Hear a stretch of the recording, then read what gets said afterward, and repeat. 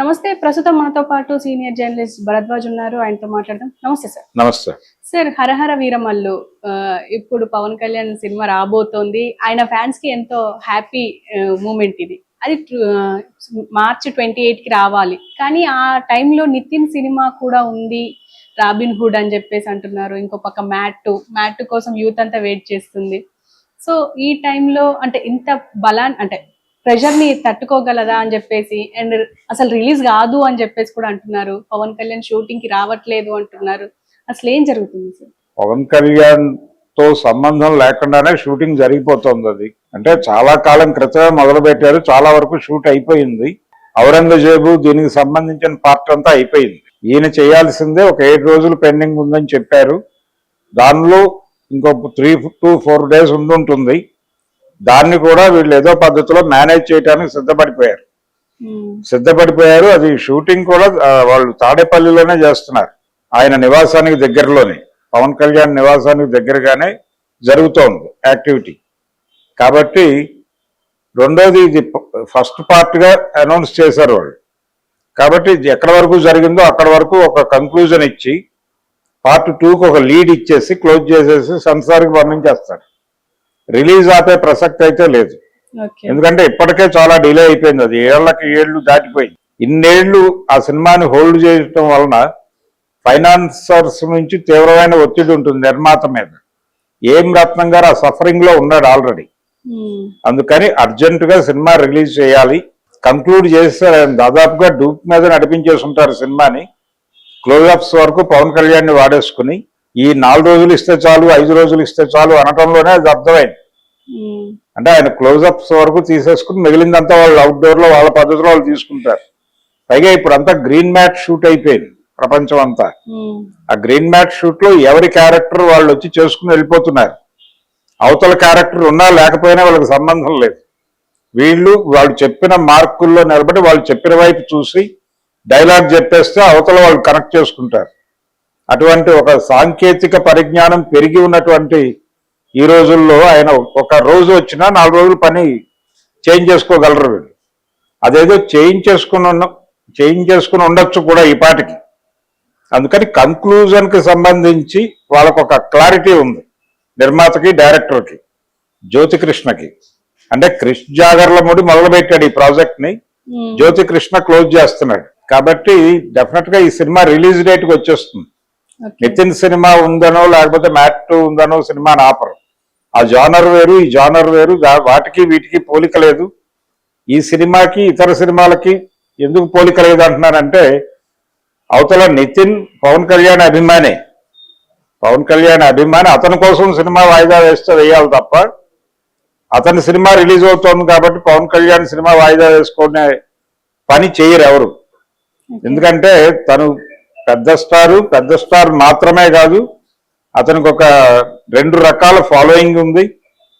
ఆయనకి 2-3 రకాల అభిమానులు ఉన్నారు. వీళ్ళందరూ కూడా సినిమా చూడాలనుకుంటున్నారు. కాబట్టి క్యూరియాసిటీని ఇబ్బంది పెట్టడం అనే నిర్ణయం డెఫినెట్ గా చేయడు ప్రొడ్యూసర్.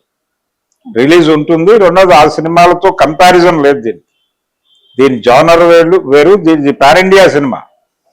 ఇది పాన్ ఇండియా సినిమా. ఇతర భాషల్లో కూడా రిలీజ్ అవుతోంది. ఇతర భాషల్లో రిలీజ్ అవటంతో పాటు దీనిలో ఉన్న కంటెంట్ మీద కాన్ఫిడెన్స్ ఉంది ఆయనకి, ఏం రత్నం గారికి. అంటే ఔరంగజేబే విలన్ ఇందులో కూడా. ఆల్రెడీ ఔరంగజేబ్ విలన్ గా ఒక సినిమా చూస్తున్నాం మనం, చావా అని. ఈ చావా సినిమా తడి ఆరక ముందు ఈ సినిమా రిలీజ్ అయిపోతే పబ్లిక్ మూడ్ ఆ సినిమా కనెక్ట్ అవుతుంది. కనెక్ట్ అయ్యి అది కూడా క్యారీ ఫార్వర్డ్ అయిపోతుంది. అందులో కూడా విలన్ ఔరంగజేబే.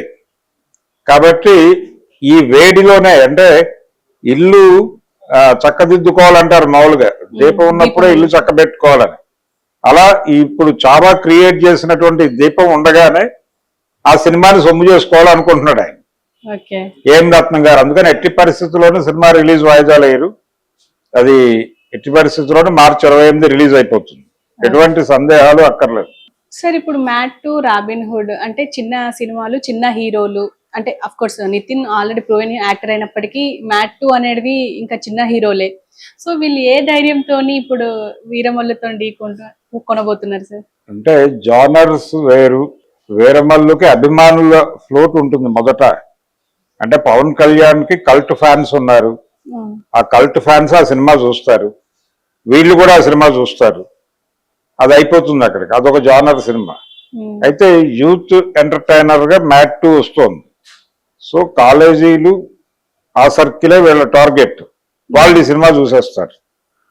వాళ్ళు ఈ సినిమా చూసి ఆ సినిమా కూడా చూస్తారు, ఆ సినిమా చూసి ఈ సినిమా కూడా చూస్తారు, అలాగే నితిన్ సినిమా కూడా చూస్తారు. అంటే జనరల్ గా ఆడియన్స్ ట్రెండ్ ఎలా ఉంటుందంటే ఒకే రోజు 2-3 సినిమాలు చూసే బ్యాచ్ కూడా ఉంది ఇప్పటికీ. అంటే సినిమా కనెక్ట్ అయితే చూస్తారు. ఫస్ట్ ప్రయారిటీ హరిహర వీరమల్లే అవుతుంది ఏ యాంగిల్లో చూసినా. అయితే అక్కడ టికెట్లు దొరక్క లేకపోతే నెక్స్ట్ ఆల్టర్నేటివ్ ఏమిటి అని చూసినప్పుడు ఈ 2 సినిమాల్లో ఏది బెటర్ అనేది ఎంచుకుంటారు. యూత్ వరకు అంటే కాలేజీతో రిలేట్ అయి ఉన్నటువంటి బ్యాచ్ మొత్తం మ్యాట్ 2 వైపు వెళ్ళేటువంటి అవకాశం ఉంది. రెస్ట్ ఆఫ్ ది ఆడియన్స్ ఇటు పోతారు. పవన్ కళ్యాణ్ సినిమా ఓవర్ఫ్లో, పవన్ కళ్యాణ్ హరిహర వీరమల్లు ఓవర్ఫ్లో కొంత నితిన్ సినిమాకి డైవర్ట్ అయ్యే అవకాశం ఉంది.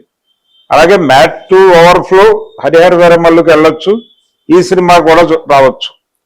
ఇలా 3 సినిమాలు ఒకదానినొకటి ఎన్హాన్స్ చేసుకుంటూ వెళతాయి. అందుకని 3 సినిమాలు కంటెంట్ బాగుంటే 3 ఆడేస్తాయి. 3-4 సినిమాలు ఒక సీజన్ లో రిలీజ్ అయ్యి హిట్ అవటం అనేది మనకి ఉంది గతంలో కూడా. అది విచిత్రమేమీ కాదు. ఇప్పుడు ఒక సంక్రాంతికి వీరసింహారెడ్డి బాలకృష్ణ గారి సినిమా, వాల్తేరు వీరయ్య చిరంజీవి సినిమా 2 రిలీజ్ అయినాయి. 2 విపరీతంగా ఆడినాయి, 2 సరిసమానమైనటువంటి వసూళ్లు సాధించాయి. కాకపోతే వాల్తేరు వీరయ్యకి కొంచెం ఎడ్జ్ వచ్చి దీంతో కంపేర్ చేస్తే అది పెద్ద హిట్ అయింది. అందుకని 2 సినిమాలను కాదు 3 సినిమాలను కూడా, బిగ్ స్టార్ సినిమాలను కూడా భరించే కెపాసిటీ ఉంది జనం దగ్గర. కాకపోతే థియేటర్ ని మరింత ఆడియన్స్ ఫ్రెండ్లీగా చేయగలిగితే, టికెట్ల రేట్లు తగ్గింపుతో పాటు స్నాక్స్ రేట్లు తగ్గింపు కూడా జరిగితే డెఫినెట్ గా జనాలు థియేటర్కి వెళ్ళి చూస్తారు, ఫోన్లో చూడాలని అనుకోరు. మీరు ఎప్పుడైతే థియేటర్ ని ఆడియన్స్ ఫ్రెండ్లీగా ఉంచటం లేదో జనాలు అక్కడికి రావడానికి భయపడి ఫోన్లో డౌన్లోడ్ చేసుకుని చూస్తున్నారు సినిమాలు. కాబట్టి జనాలు డౌన్లోడ్ మీద ఆధారపడకుండా ఉండాలంటే, థియేటర్కి రావాలంటే మీరు థియేటర్ని ఆడియన్స్ ఫ్రెండ్లీగా మార్చండి. మారిస్తే జనం చూసేస్తారు సినిమాలు. 3 కాకపోతే 4 అయినా చూస్తారు, నో ప్రాబ్లం.